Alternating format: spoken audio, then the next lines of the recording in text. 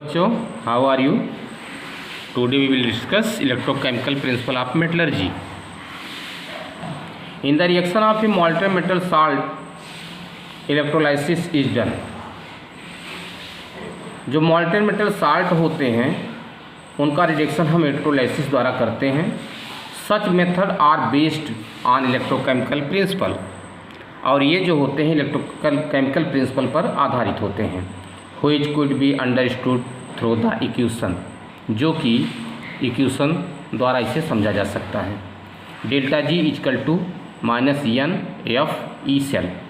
Delta G गिव्स energy होती है आपकी, एन नंबर ऑफ इलेक्ट्रॉन्स होते हैं, एफ फैराडे कांस्टेंट होता है, ई सेल जो है electrode potential of the redox couple form in the system. अब आप देखें कि जो मोर रिएक्टिव मेटल होते हैं उनका जो इलेक्ट्रोड पोटेंशियल होता है वो लार्ज निगेटिव वैल्यू वाला होता है. तो हम कह सकते हैं कि more reactive value have large negative, more reactive metals have ये large negative value of the E cell, so their reduction is difficult. ऐसे कंडीशन में इनका रिडक्शन जो है वो आसान नहीं होता है. The difference of two E cell value corresponds to a positive. यदि 2 ECl वैल्यू का डिफरेंस पॉजिटिव आ जाए then consequently negative delta G in equation, उस कंडीशन में परिणाम स्वरूप आप पाओगे कि डेल्टा जी की वैल्यू क्या हो जाएगी, निगेटिव हो जाएगी. ई सेल की वैल्यू पॉजिटिव हो रही है, डेल्टा जी की वैल्यू अगर निगेटिव हो रही है तो हम कह सकते हैं कि then the less reactive metal will come out of the solution. जो लेस रिएक्टिव मेटल्स होते हैं वो सोल्यूशन में आ जाते हैं and more reactive metal will go into the solution. और जो मोर रिएक्टिव मेटल्स होते हैं इसमें ये कह रहे हैं कि then the less reactive metal will come out of the solution and more reactive metal will go into the solution. तो जो लेस रिएक्टिव मेटल्स होते हैं वो सोल्यूशन से बाहर हो जाते हैं और जो मोर रिएक्टिव मेटल्स होते हैं वो इन द सोल्यूशन, वो सोल्यूशन में आ जाते हैं. आप देखें आयरन जो होता है ये कॉपर सल्फेट का सोल्यूशन था. कॉपर जो होता है वो इलेक्ट्रोकेमिकल सीरीज में लेस रिएक्टिव है आयरन से. तो आयरन क्या करता है, कॉपर सल्फेट सोल्यूशन से कॉपर को यहाँ से डिस्प्लेस कर देता है और ये खुद सोल्यूशन में इन द सोल्यूशन, ये कहाँ गया, in the solution. Copper ion कहाँ पे आ गया, सोल्यूशन में आ गया और कॉपर क्या हो गया, बाहर हो गया. In simple electrolysis the Mn plus ion are discharge at negative electrodes and deposit there. जो हम ये कह सकते हैं कि साधारणतः जो इलेक्ट्रोलाइसिस अगर हम करें किसी इलेक्ट्रोलाइट का तो उसके जो Mn आयन होते हैं, जो मेटल्स के आयन होते हैं वो कैथोड पर क्या होंगे, डिस्चार्ज होंगे और वहीं पर जाके वो डिपॉजिट हो जाते हैं. अब ऑन द बेस हम डिस्कस करेंगे एल्युमिनियम के केस में. एल्युमिनियम के बारे में आप देखें कि ये क्या है कि in the metallurgy at aluminium purified alumina is the mixed with cryolite which lower the melting point of the mixture. जब हम एल्युमिनियम की मेटलर्जी करते हैं उसकी प्यूरिफाइड करने के लिए तो हम क्या करते हैं कि चूँकि एल्युमिना से हमको करना होता है तो एल्युमिना में हम क्या करते हैं, क्रायोलाइट मिला देते हैं. क्रायोलाइट जब मिला देते हैं तो क्रायोलाइट क्या करता है, मिक्सचर के मेल्टिंग पॉइंट को डिक्रीज कर देता है. 2050 डिग्री सेंटीग्रेड जो होता है एल्युमिना का मेल्टिंग पॉइंट होता है, उसमें जब क्रायोलाइट मिक्स कर देते हैं तो क्रायोलाइट जो होता है 950 डिग्री सेंटीग्रेड समथिंग जो है वो क्या कहते हैं मेल्टिंग पॉइंट वो अचीव करा देता है. तो काफ़ी ज़्यादा घट जाता है. एंड आप क्रायोलाइट के स्थान पर फेल्सपोर भी यूज कर सकते हैं. फ्लोरस्पार जो होता है CF2, उसका फार्मूला होता है CF2, कैल्शियम का ये ओर्स होता है. ब्रिंग्स कंडक्टिविटी, मेल्टिंग पॉइंट भी घट जाती है और उसमें कंडक्टिविटी भी आ जाती है. The fused gang is electrolysed. जब फ्यूज्ड गैंग का इलेक्ट्रोलाइज करते हैं, फ्यूज्ड गैंग का इलेक्ट्रोलाइज किस में करेंगे हम, तो हम कह सकते हैं कि वह एक स्टील का वेसल लेते हैं, lining of carbon acts as cathodes. आप देखोगे कि उसमें उस वेसल्स में कार्बन जो होता है उसका कार्बन का स्तर लगा होता है लगा होता है। एक्ट एज कैथोड, जो कैथोड का कार्य करता है, एंड ग्रेफाइट्स एंड इज यूज, और उसमें हम ग्रेफाइट का भी यूज करते हैं, जो कि ग्रेफाइट एक इनर्ट इलेक्ट्रोड होता है। तो ओवरऑल रिएक्शन हम क्या पाते हैं उस वेसल्स में कि एल्युमिना जो होता है वो कार्बन के साथ रिएक्ट करके जो होता है ऑक्सीडाइज होकर कार्बन डाइऑक्साइड बना देता है, और एल्युमिना से एल्युमिनियम जो होता है ये रिड्यूस हो जाता है, तो हमको एल्युमिनियम प्राप्त हो गया। The process of electrolysis is known as Hall Heroult process. ये जो मेथड्स हमने अभी एक्सप्लेन किया, ये प्रोसेस हम कहाँ यूज करेंगे, अब हॉल हेरोल्ड प्रोसेस में करते हैं। अब आप देखें ये इलेक्ट्रोकेमिकल प्रोसेस होता है, इसमें क्या है कि हम कह सकते हैं कि 10 electrolysis of the molten mass is carried out in an electrolytic cell using carbon electrodes. हम क्या करते हैं इस प्रोसेस में कार्बन इलेक्ट्रोड का यूज करके मोल्टेन मास का इलेक्ट्रोलाइसिस जो होता है इलेक्ट्रोलाइटिक सेल में किया जाता है। उस कंडीशन में oxygen liberate at anode, oxygen जो होता है एनोड पर लिबरेट हो जाता है, react with the carbon of anode, और वो कार्बन के साथ रिएक्ट कर लेता है, प्रोड्यूसिंग कार्बन मोनोऑक्साइड और कार्बन डाइऑक्साइड, और परिणाम स्वरूप वो जो होता है कार्बन मोनोऑक्साइड और कार्बन डाइऑक्साइड को क्या करता है, प्रोड्यूस करता है। This way for each kilogram of aluminium produce about 0.5 kilogram of carbon anode is burn away. आप देखो कि एल्युमिनियम का प्रत्येक किलोग्राम ऑफ एल्युमिनियम को अगर आपको प्रोड्यूस करना है तो 0.5 किलोग्राम कार्बन एनोड का बर्न करना पड़ेगा। अब इसमें देखें ये प्रोसेस में क्या है कि ये जो है आयरन का टैंक होता है, और इसमें ये देखिए मॉल्टेन मेटल होता है, ये लाइनिंग जो दी गई मॉल्टेन मेटल की दी गई है, और ये जो आप डॉटर देख रहे हैं ये फ्यूज क्रायोलाइट प्लस एल्युमिना होता है। और यहाँ पे देखिए ये जो अंदर की लाइनिंग बनी हुई है ये वाली लाइनिंग ये होता कार्बन का अस्तर होता है, और ये क्रस्ट है। यहाँ पे देखिए ये जो इलेक्ट्रोड्स हैं ये कार्बन एनोड के हैं, और इसमें देखें ये एनोड का कार्य कर रहा है, ये वेसस जो होता है वो कैथोड का कार्य कर रहा है। इन दोनों को वायर को जोड़ देते हैं जिसे हम कंट्रोलर लैंप कहते हैं। अब इस प्रोसेस को हम देखें कि द इलेक्ट्रोलाइसिस रिएक्शन, इसमें जो रिएक्शन होता है प्रोसेस में कि क्रायोलाइट जो होता है डिकम्पोज होता है, कैथोड पर एल्युमिनियम प्राप्त होता है, और एनोड पर ऑक्सीजन गैस जो होती है वो नेसेंट के रूप में प्राप्त होती है। अब ये ऑक्सीजन जो होती है एनोड पर जो कार्बन होती है, कार्बन का जो एनोड होता है उससे रिएक्ट कर लेता है, कार्बन मोनोऑक्साइड बनाता है। एनोड पर जो कार्बन होता है वो ऑक्सीजन से रिएक्ट करके कार्बन डाइऑक्साइड में चेंज हो जाता है। तो therefore anode needs to be replaced periodically. आप देखो इस प्रकार हम ये कह सकते हैं कि यहाँ पर कार्बन एनोड जो होता है वो रिएक्ट हो जाता है, और रिएक्ट होने के बाद ऑक्सीडाइज होकर कार्बन मोनोऑक्साइड बना लेता है। तो जिस कारण जो होता है हमको एनोड को समय समय पर जो है वो चेंज करना पड़ जाता है। The aluminium liberate at the cathode, aluminium जो होता है वो कैथोड पर लिबरेट हो जाता है, sinks to the bottom of the tank, और टैंक के बॉटम पर वो क्या होता है सिंक करने लगता है, तैरने लगता है। Where it is withdrawn from time to time, और उसे क्या करते हैं समय समय पर बाहर निकालते रहते हैं। When the concentration of alumina in the tank falls below a certain level, जब एल्युमिना का कंसंट्रेशन उसके सर्टेन लेवल से नीचे आ जाता है, the resistance of the cell increase, cell का जो रेजिस्टेंस है वो इंक्रीज कर जाएगा।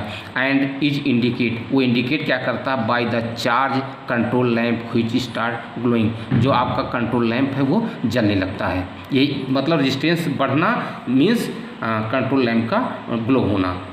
मोर एल्युमिना इन द एडेड, तो हम क्या करते हैं उसमें पुनः जो है एल्युमिना ऐड कर देते हैं। Then aluminium metal 10 obtained is about, इस प्रोसेस से जो हम एल्युमिनियम मेटल को ऑप्टेन करते हैं वो 99% प्योर होता है। अब हम डिस्कस करेंगे extraction of copper from low grade ore and scraps. आप देखें कि जो अनऑक्सीडाइज ओर होते हैं उन्हें हम डायरेक्टली रिड्यूस कर सकते हैं बाई हाइड्रोमेटलर्जी द्वारा।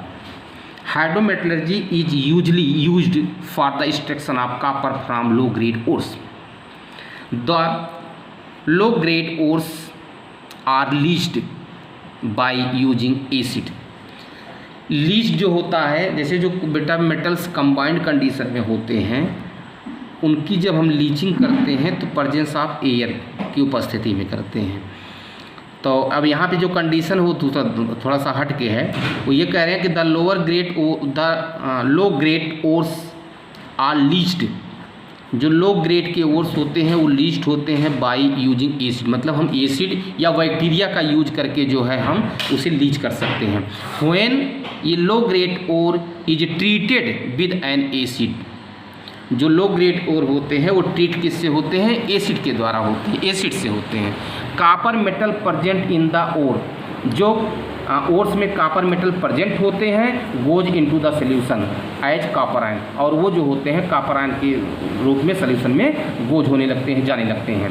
The solution containing copper ions, जो सॉल्यूशन कॉपर आयन को कंटेनिंग किया हुआ है इन द ट्रीटेड, वो जो है किससे ट्रीट हो रहा है, स्क्रैप आयरन और डाइहाइड्रोजन गैस द्वारा। जो सॉल्यूशन में कॉपर आयन है वो किससे ट्रीट हो रहा है, वो स्क्रैप आयरन से या डाइहाइड्रोजन से, गैस से। तो रिएक्शन क्या होते हैं, कॉपर आयन स्क्रैप से, आयरन स्क्रैप से रिएक्ट करके क्या बनाता है, यहाँ पे देखें डिस्प्लेसमेंट रिएक्शन होता है। आयरन जो होता है कॉपर को उसके सॉल्यूशन से क्या करता है, डिस्प्लेस कर देता है, इन द सॉल्यूशन में आयरन आ जाता है और कॉपर जो है बाहर हो जाता है। डाइहाइड्रोजन से अगर देखें तो यहाँ पे भी देखें कि डाइहाइड्रोजन जो है ये कॉपर आयन से ट्रीट हो रहा है। तो यहाँ पे देखें ये हाइड्रोजन, यहाँ से हाइड्रोजन गैस है, हाइड्रोजन गैस कॉपर आयन से रिएक्ट किया, अब कॉपर आयन सॉल्यूशन से बाहर जा रहा है और हाइड्रोजन जो है ये हाइड्रोजन आयन के रूप में ये इन द सॉल्यूशन में आ रहा है। ओवरऑल रिएक्शन क्या हो रहा है, एक रिडॉक्स रिएक्शन हो रहा है। कॉपर आयन जो होता है वो रिड्यूज हो रहा है और ये ऑक्सीडाइज हो रहा है, तो हम कह सकते हैं कि रिडॉक्स रिएक्शन होता है। और ये रिएक्शन जो होता है स्पॉन्टेनियस होता है। तो the above process are spontaneous, ये रिएक्शन स्पॉन्टेनियस है। क्यों है, क्योंकि आप देखें कि इसका जो इलेक्ट्रोड पोटेंशियल है या इसका जो इलेक्ट्रोड पोटेंशियल है वो कह रहा है कि redox couple is lower than that of copper electrode, जो कॉपर आयन का इलेक्ट्रोड पोटेंशियल होता है वो इनके इलेक्ट्रोड पोटेंशियल से क्या है, ज़्यादा है, अर्थात वैल्यू जो है पॉजिटिव में आ रही है। तो जब आपकी ई सेल की वैल्यू पॉजिटिव में आ जाएगी तो आप समझ जाना कि ये अब रिएक्शन हमारा जो क्या है स्पॉन्टेनियस होता है। देयरफॉर आयरन और dihydrogen able to displace copper from the solution containing copper ion. तो आपने देखा कि आयरन या हाइड्रोजन का हम यूज करके क्या करते हैं, कॉपर सल्फेट सॉल्यूशन से कॉपर को हम डिस्प्लेस कर देते हैं। देयरफॉर आयरन और hydrogen able the displace copper from the solution containing copper ions. इस प्रकार जो है देयरफॉर ये स्क्रैप जो आयरन होते हैं, जो डाइहाइड्रोजन होते हैं, जो सॉल्यूशन कॉपर आयन को कंटेनिंग करते हैं, उन्हें क्या करते हैं उस सॉल्यूशन से डिस्प्लेस कर देते हैं कॉपर के रूप में। अब हम डिस्कस करेंगे ऑक्सीडेशन रिडक्शन पर। Besides reduction some instruction are based on oxidation particularly for non metal. आपने जो भी आप इसके पहले आपने देखा था कि जो हम मेटल ओर से ऑब्टेन करते थे वो रिडक्शन प्रोसेस से करते थे, पर यहाँ पे ये देखा गया कि बिसाइड्स रिडक्शन, इसके अतिरिक्त रिडक्शन के अतिरिक्त भी क्या कोई प्रोसेस है मेटल्स को प्राप्त करने के लिए, तो हम कह सकते हैं यस। तो some instruction are based on oxidation particularly for non metals. कुछ instruction particularly for non metal के लिए, कुछ some instruction particularly non metal के लिए जो होते हैं वो ऑक्सीडेशन बेस पर आधारित होते हैं। फर्स्ट है extraction of chlorine from brine. Sodium chloride के कंसनट्रेट सोल्यूशन को हम क्या कहते हैं, ब्राइन कहते हैं। और जब उसका हम इलेक्ट्रोलाइसिस करते हैं तो आप देखेंगे कि एनोड पर सोडियम और कैथोड पर क्लोरीन गैस प्राप्त होती है। चले हम इसके बारे में डिस्कस करते हैं कि ये कैसे पॉसिबल होता है। तो chlorine is rich in sea water as common salt. Sodium chloride, potassium chloride, magnesium chloride, calcium chloride, ये सभी जो होते हैं कॉमन साल्ट होते हैं जो कि सी वाटर में प्रेजेंट होते हैं। और क्लोरीन इज रिच, और इनमें सी वाटर में हम कह सकते हैं कि इन कॉमन साल्टों में क्लोरीन जो होता है वो अधिक मात्रा में पाया जाता है। It can be extract from brings by the following oxidation process. It can be extract from brings by the following oxidation process, और इसे हम निम्नलिखित रिएक्शन के द्वारा जो है प्राप्त कर सकते हैं। आप देखें कि ये क्लोराइड आयंस है, इसका मतलब ये कॉमन साल्ट के रूप में था, एक्वस सॉल्यूशन के रूप में था, और ये यदि वाटर के साथ रिएक्ट करता है क्या बनाता है, क्लोरीन गैस बनाता है। आपने देखा कि ये ब्राइन था, NaCl का सॉल्यूशन था, NaCl का सॉल्यूशन था, ये टूटा 2Na प्लस में और ये टूटा 2Cl माइनस में टूटा, तो क्लोरीन गैस आपकी यहाँ पे जो है ये एनोड पर प्राप्त हो गई। आपकी किस पर प्राप्त हो रही है, एनोड पर।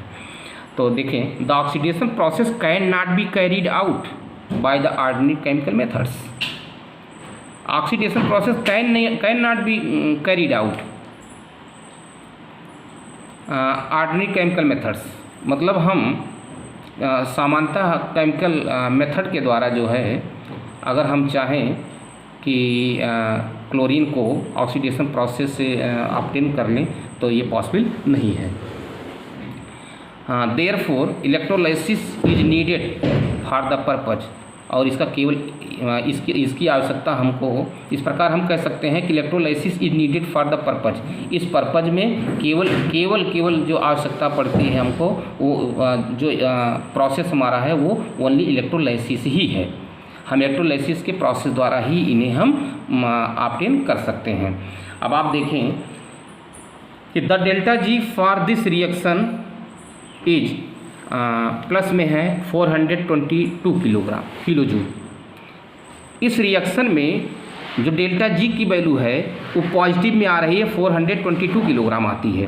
तो इसे हम अगर इस फॉर इक्वेशन में अगर हम सिचुएट करें तो delta G equal to -NF(ECl), तो ECl अगर हमको निकालना हो तो डेल्टा जी अपॉन ये हो गया, आपका आ जाएगा -2.2 वोल्ट। ECl की वैल्यू हमारी आ गई कितनी, ECl की वैल्यू हमारी आ गई -2.2 वोल्ट आ जाती है। जब डेल्टा जी की वैल्यू इतनी है तो ECl की वैल्यू हम निकाल सकते हैं, तो ECl वैल्यू इतनी आ गई 2.2। However, due to the over voltage and external EMF greater than 2.2 volt is required for the process। अब आप देखो कि इसमें ये कह रहा है however due to over voltage, तो हम कह सकते हैं however due to over voltage and external EMF greater than 2.2 volt is required for the process। Over voltage के कारण external EMF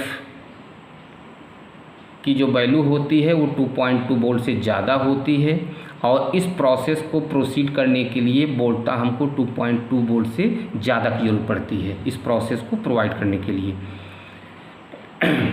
anode during electrolysis chlorine is liberated, during electrolysis chlorine is liberated at the anode. Chlorine gas जो होती है वो anode पर liberate होती है, and hydrogen gas at the cathode, और हाइड्रोजन गैस जो होती है वो कैथोड पर प्राप्त हो जाती है। एक्वस सॉल्यूशन में बाई प्रोडक्ट के रूप में क्या मिलता है हमको, सोडियम हाइड्रोक्साइड मिलता है। If instead of Bryan molten NaCl is used, non-metal is obtained at the cathode and chlorine gas is liberated at the anode. In this case sodium hydroxide is not product. Instead of brine molten NaCl is used, sodium metal is obtained at the cathode। हम ये कह सकते हैं कि अगर हम Bryan concentrate NaCl का use ना करें, हम मॉल्टन NaCl का अगर हम यूज करें तो हम ये पाते हैं कि सोडियम मेटल जो होगा वो कैथोड पर ऑब्टेन होगा और क्लोरीन गैस लिबरेट हो जाएगी एनोड पर। इन दिस केस, और इस केस में जो होता है sodium hydroxide is not product. Sodium hydroxide को हम प्राप्त नहीं कर सकते इस प्रोसेस में। अगला हमारा टॉपिक है extraction of gold and silver. When the metal is in combined state it's leaching is done by sodium cyanide or potassium cyanide in the product of air। जब मेटल्स बेटा कंबाइंड स्टेट में हों तो उनकी leaching हम जो होता है वो presence of air by sodium cyanide solution द्वारा करते हैं। आए यहाँ पे हम समझें कि एज स्टडीज एलियर, इसके पहले हमने अध्ययन कर लिया है। लीचिंग प्रोसेस हमने आपको बता रखा है। जब हमने कंसंट्रेशन बताया था तो कंसंट्रेशन में हमने आपने केमिकल मेथड्स बताया था, लास्ट में आपको लीचिंग प्रोसेस बताया था। तो फिजिकल प्रोसेस थे, केमिकल प्रोसेस थे, लीचिंग प्रोसेस थे। तो उसमें यहाँ भी है कि एज स्टडी एलियर, और हम लीचिंग का अध्ययन जो है इसके पहले हम कर चुके हैं। तो extraction of gold and silver involve leaching the metal with sodium cyanide और पोटेशियम साइनाइड। आप क्या करो कि गोल्ड और सिल्वर का ऑक्सीडेशन अगर आपको लीचिंग मेथड से करने हैं तो उसके लिए आप यूज क्या करेंगे, सोडियम साइनाइड या पोटेशियम साइनाइड का उपयोग करके कर सकते हैं। This is also an oxidation reaction. तो उसमें रिएक्शन क्या होता है कि सिल्वर जो होता है वो ऑक्सीडाइज होता है, गोल्ड भी क्या होता है, सिल्वर और गोल्ड दोनों का क्या होता है, ऑक्सीडेशन होता है। तो the metal is later recovered by displacement methods. और ये जो हमारा प्रोसेस होता है ये डिस्प्लेसमेंट प्रोसेस होता है, और डिस्प्लेसमेंट प्रोसेस के द्वारा ही हम मेटल को क्या कर सकते हैं, प्राप्त कर सकते हैं। In this reaction zinc acts as reducing agent, और इस केस में जो होता है जिंक जो होता है रिड्यूसिंग एजेंट का वर्क करता है। फॉर एग्जांपल देखिए और सिल्वर सेम प्रोसेस है। अब आप देखिए गोल्ड सोडियम साइनाइड के जली विलियन द्वारा प्रेजेंस ऑफ ऑक्सीजन में रिएक्ट करता है, एक कॉम्प्लेक्स बनाता है, और ये कॉम्प्लेक्स जो होता है जिंक के साथ, जिंक यहाँ रिड्यूसिंग एजेंट के रूप में काम करता है, जो यहाँ से गोल्ड को क्या करता है, zinc more reactive than gold, gold को यहाँ से रिप्लेस कर देता है। और यहाँ पे देखिए सोडियम जिंक साइनाइड बनता है और गोल्ड यहाँ पे देखें ऑब्टेन हो जाता है।